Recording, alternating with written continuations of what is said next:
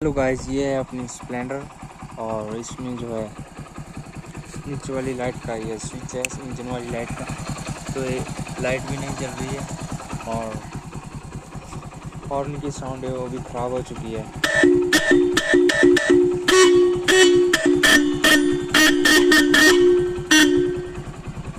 तो पूरी कंडीशन ख़राब हो गई है, तो मैं करूँगा इसे ठीक जैसे टाइम लगता है।